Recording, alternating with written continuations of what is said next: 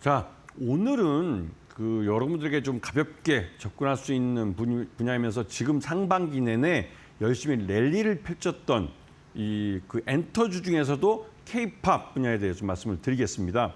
예전에 한번 제가 엔터주에 대해 설명을 드릴 때 엔터주들은 우선 가장 먼저 애니메이션이 먼저 들어가고 웹툰이나 이런 것하고 이제 이런 것들이 먼저 들어가고 그 다음에 K-팝이 들어가고 마지막에 K-드라마 이 영상 매체들이 들어갈 것이다라고 말씀을 드렸어요.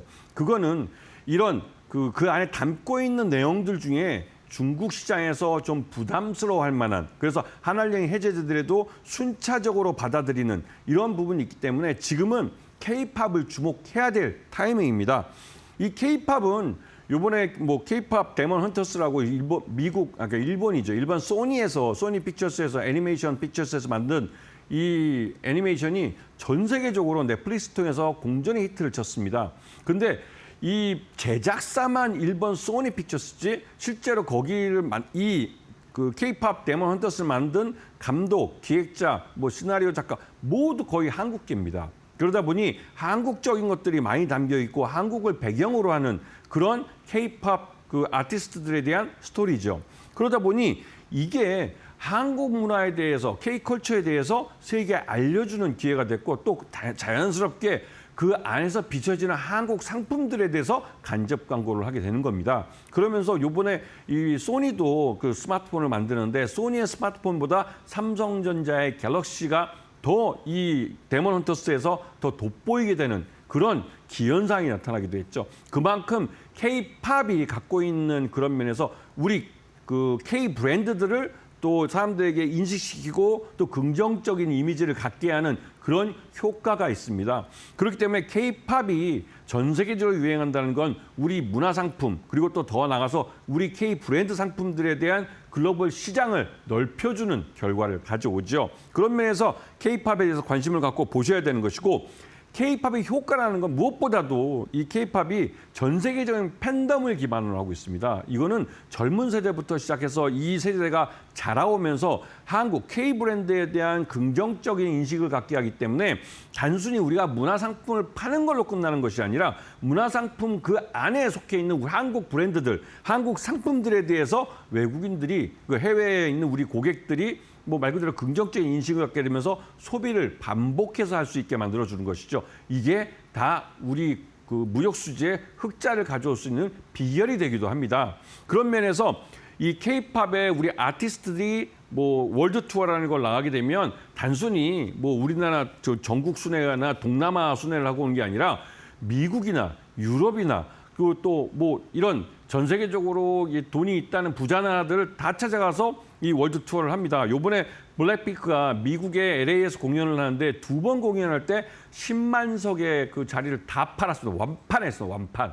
이거 대단한 겁니다. 여성 걸그룹이 이 정도 기록을 세우는 건 아마 최고 기록일 겁니다. 그만큼 이 블랙핑크라는 이 K-팝 아티스트들에 대해서 이미 계약 기간 7년이라서 두 번째 계약을 했는데도 불구하고 이런 쌓아놓은 팬덤이 이러한 부가가치를 더 증가시키는 결과를 가져오죠. 당연히 이 연예기획사도 돈을 벌게 됩니다. 그리고 이런 MZ세대부터 젊은 세대부터 K-팝을 통해서 K-브랜드를 익숙해지면서 우리 상품에 대해서 나름대로 긍정적인 이미지를 심어주고 있고 특히 중국 같은 경우는 한알령 때문에 지난 7년 동안 우리 K-팝이나 우리 K-브랜드들이 제대로 못 들어갔습니다. 그런데 이번에 올해 들어와서 한알령이 해제될 여러 가지 조짐들이 보이고 실제로 그렇게 될 가능성이 높은데 하반기 들어서 이 중국 시진핑 국가 주석이 이번에 에이펙 2025 경주에 찾을 수 있다, 방한을 할 수 있다 이런 말들이 나옵니다. 물론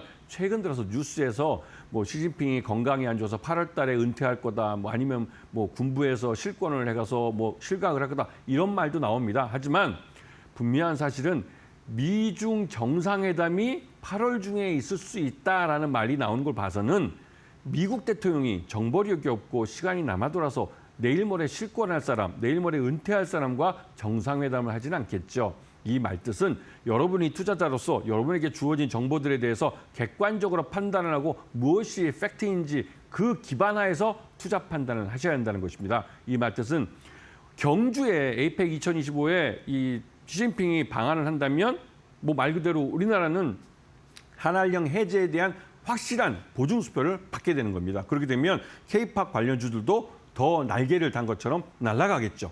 잠시 전하는 말씀 듣고 와서 종목으로 들어가 보도록 하겠습니다.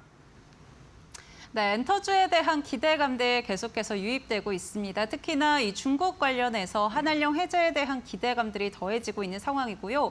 또 이 시진핑 중국 국가주석이 10월에 방한을 하게 되면 그에 따른 이 엔터주들 좀 더 탄력을 받아가지 않을까라는 기대감도 있는 상황입니다. 저희와 함께 계속해서 엔터주들 전략 챙겨보시면 좋을 것 같고요. 그렇다면 어떤 종목을 봐야 될지 궁금해하실 것 같습니다. 오늘 김태훈 전문가님께서 공략주 또 준비해 주셨으니까요. 지금 바로 확인해 보시죠.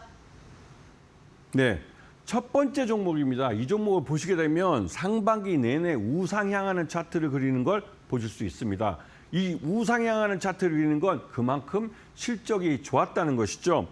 이 회사는 SM입니다. SM은 물론 경영권 분쟁 때문에 주가가 좀 오른 측면도 있지만 실질적으로 이 한알령 해제뿐만 아니라 전 세계적으로 이 SM이 갖고 있는 이 아티스트들이 전 세계적인 팬덤을 가지면서 전 세계, 그러니까 특히나 이제 일본이나 중국, 그러니까 특히 중국 쪽은 좀 적긴 하지만 그래도 중국인 멤버들이 여전히 활동을 하고 있습니다. 그리고 일본이나 미국 이런 쪽에서 SM의 팬덤이 생기면서 여기서 돈을 벌고 있죠. 그런 면에서 이 SM 같은 경우는 중국 시장, 한알령이 해제됐을 때 가장 먼저 중국 시장에 들어가서 돈을 벌 수 있는 그런 엔터 회사입니다. 그렇기 때문에 이 SM을 잘 보셔야 되고요.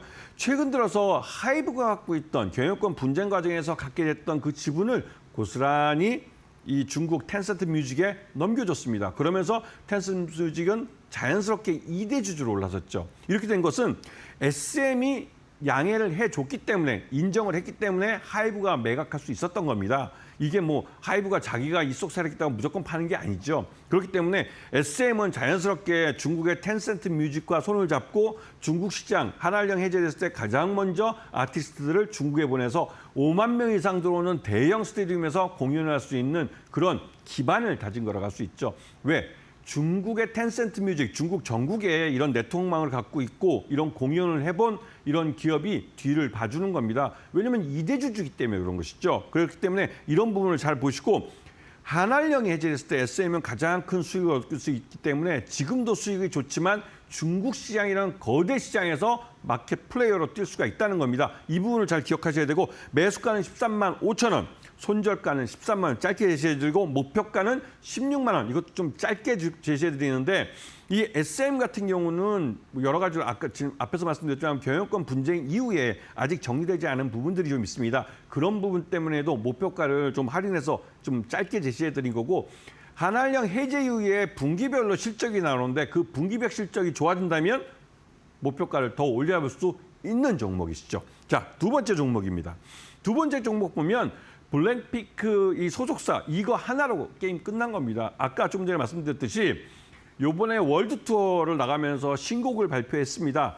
뛰어라는 그 뭐 제목인데요. 그 노래를 신곡을 발표했는데 이 뛰어에 대한 뮤직비디오가 되게 유명하신 분들이 제작도 했지만 굉장히 호불호가 좀 갈리는 것 같아요. 그런데 나름대로 이 팬덤층이 있기 때문에 자연스럽게 이 블랙핑크의 팬들은 이 신곡도 뛰어를 받아들이고 또 그러면 자연스럽게 이 그 뛰어의 이 뭐랄까 그 신곡이 그 세계적인 차트 글로벌 차트에서 바로 1등을 해버렸습니다. 그러면서 이 YG 엔터는 블랙핑크라는 물론 1기 계약이 끝나고 2기 계약이기 때문에 회사가 가져가는 몫은 줄었지만 이 월드 스타들을 갖고 있다는 것만으로 새로운 신의 그 실력 있는 새로운 보이그룹과 걸그룹을 만들 수 있는 기반을 가지게 된 것이고요. 실제로 베이비몬스터라는 계약한 지 1년, 그러니까 데뷔한 지 1년 된 베이비몬스터는 곧바로 안착하면서 월드 투어에 나서고 있습니다. 그만큼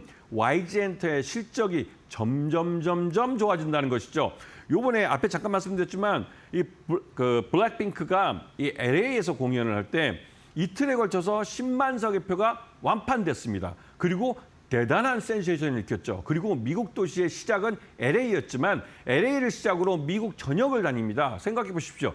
이러한 공연들이 미국의 대도시에마다 이렇게 공연을 하게 되면 도대체 YG 엔터는 얼마를 벌게 될까요? 그 말 뜻은 하반기 실적이 더 기대가 된다는 것이고 여기에 더해서 신인 걸그룹인 베이비몬스터도 올 하반기에 그 신곡을 내면서 이 월드 투어를 다시 재개를 합니다. 물론 지금 그 사이에 이 앵콜 공연이라고 해서 다시 한번 월드 투어를 간간히 나가긴 하죠. 하지만 4분기 때 신곡을 내놓고 본격적으로 월드 투어를 하게 되면 YG 엔터의 이 실적에는 날개를 달게 되는 것이죠. 그렇기 때문에 이 YG 엔터에 대한 그 긍정적인 시각을 갖고 좀 보실 필요가 있고요.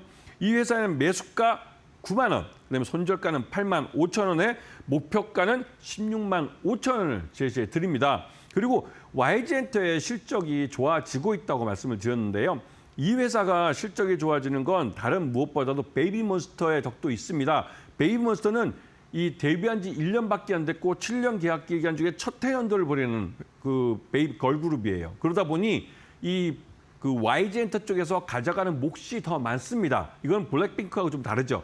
블랙핑크는 완전체에 대해서는 YG엔터가 그 매니지먼트권을 갖고 있지만 실질적으로 개별 활동에 대해서는 이 YG엔터가 먹을 게 없습니다. 왜냐하면 개별 활동에 대해서는 개별 그 블랙핑크 멤버들이 수익을 다 가져가기 때문에 그렇죠. 이런 차이가 있다는 부분을 기억하시면서 YG엔터를 기억하시고 마지막 종목 바로 들어가겠습니다.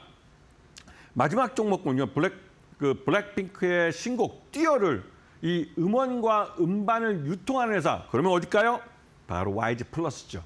근데 YG 플러스는 그 2대 주주로 하이브가 들어와 있습니다. 그렇기 때문에 YG 플러스는 이 YG 엔터의 아티스트뿐만 아니라 이 하이브의 아티스트들의 음원과 음반을 유통을 하고 있습니다. 그리고 여기 더 나가서 MD 상품들, 이 MD 상품들을 만들어서 파는데 요즘 MD 상품이 꽤 많이 나갑니다. 그 예전에도 그 공연을 하게 되면 공연하는 그 앞에 그 입구 쪽에서 이제 MD 상품들을 이제 팔게 되는데요. 아티스트들의 인형이나 뭐 이런 것들을 판매합니다. 그리고 뭐 응원봉 같은 것도 판매하고요. 그런 것들이 판매율이 엄청나게 늘었어요. 거기서 발생하는 수익이 엄청난 거죠. 그거는 바로 YG 플러스의 수익이 됩니다. 이런 부분에서 YG 플러스는 주가가 올 상반기 내내 오른 거야 할 수가 있어요. 그렇기 때문에 이런 실적이 좋아지는 이런 것들을 보시면서 그 실적이 주가를 밀어올리는 종목들, 이런 종목들이 이런 실적 흐름은 실적 피크라는 리스크가 있긴 있지만 그 리스크는 아직도 멀었다는 겁니다. 왜냐하면 YG 플러스가 파는 음반과 음원을 만들어낸 아티스트들이 이 YG엔터에서 계속 새로운 신인 그룹들을 발굴하고 그 신인 그룹들에게 팬덤을 만들어주고 하는 것들을 YG엔터가 제대로 해내고 있기 때문입니다. 그렇기 때문에 이번에 블랙핑크 올 상반기에 보시면 블랙핑크 멤버인 로제가 아파트를 글로벌리 흥행시키면서 이것 때문에 YG 플러스는 본격적으로 상승세를 나타내기도 했습니다. 그렇기 때문에 이러한 일들이 앞으로 꾸준히 나타날 가능성이 높습니다. 그렇기 때문에 이번에 블랙핑크의 완전체 신곡 띄어 이게 앞에 말씀드렸듯이 그 전 세계적인 유명한 이런 그 글로벌 차트에서 1등을 곧바로 할 정도로 이 시장에서 그 말 그대로 응원을 받고 있는 이런 상태이기 때문에 YG 플러스가 실적을 내는 건 당연한 겁니다. 그리고 방탄소년단 BTS가 올 하반기에 물론 올해 안에 다시 신규로 이제 런칭을 할지는 않겠지만 그래도 멤버들이 군 제대를 하고 새로 이제 컴백을 준비하고 있는 그런 그 개별적으로 활동을 하고 있는 이런 것들이 많아지고 있습니다. 그러면서 자연스럽게 YG 플러스가 이 방탄소년단 BTS의 개인 멤버들의 활동에 들어가는 음원과 음반을 그러니까 유통하게 되는 것이죠. 거기서 또 수익이 발생할 수 있습니다. 이러한 기대감 때문에 이런 블랙핑크의 월드 투어, 나중에 방탄소년단의 월드 투어 이런 부분을 잘 보셔야 할 거고 매수가 9,000원, 손절가는 8,000원, 목표가는 좀 셉니다. 3만 원을 제시해 드리겠습니다.